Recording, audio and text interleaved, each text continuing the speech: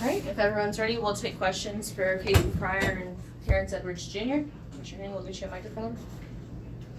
We'll get you one first. We'll get you one. Yeah. There you go. Yeah, Terrence, there was a moment there really early where you guys got the shot clock violation. I think you shot up a 3.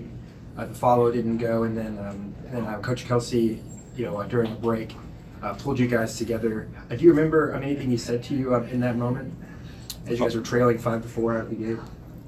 He just said, we got to run our offense with intensity. They came out in the zone unexpected. So they said whatever they throw at us, we got to be ready to respond. And that's been the biggest thing from the last game to this game, just being ready to respond to everything that they throw at us. And then, I guess, this could be for either of you, just kind of take us through, the last 10 days of, trying to get that loss of Tennessee out of your system, and then also, Pat talked about how you guys kind of went back into like a preseason mode. How do you feel like the team grew over, this 10-day layoff? I think everybody's hungry. When you get hit in your mouth in front of 20,000 at your own house, it forces you to want to go back to practice and try to fix everything that you did wrong. And we got a really experienced team, and we all came together as players without the coaches and said it's never going to happen again. We'll be ready for any challenge going forward that come our way, win, lose, or draw. But we won't never get out tough, out rebounded like that again. So yeah, that's what we did the last 8 days, is just get our identity back. Terrence, this seemed more like a kind of game that you had with James Madison. What was working for you tonight, and was there anything in particular that maybe Bellarmine did or didn't do to help you get in the groove?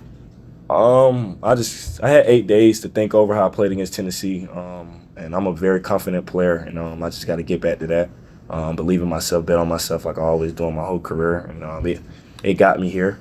So I just got to depend on that and try to play my game within the team and the system moving forward. And that's the type of shots I take, step back, whatever. That's the type of shots I take, and I've been taking them for 4 years. So, just going into every game with the utmost confidence from here on out and trying to get better as a team.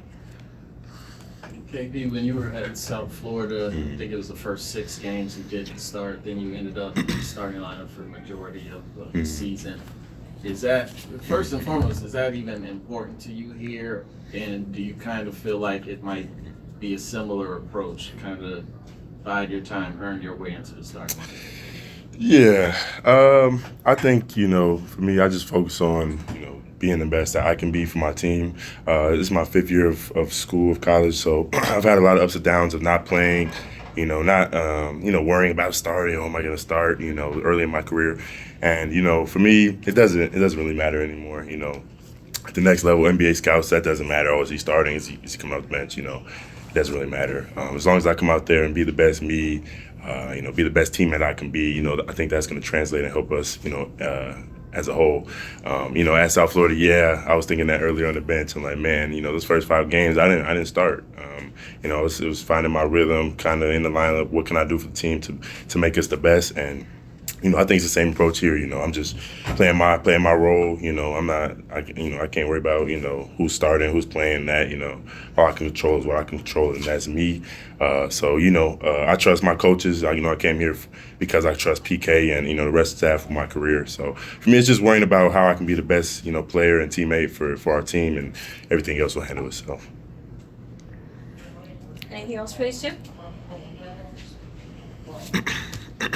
You guys were down 2 players tonight. Did you all have a lot of time, to, I guess, prep for those absences? Like, was that something that happened, really early into the layoff, or, did those 2 guys go down, pretty recently, a day or 2 heading into the game?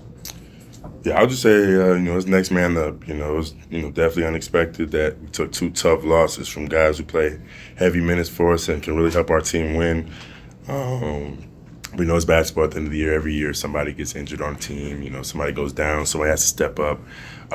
So we had, a little bit of preparation without them to understand, how we were going to play without them, with their absence.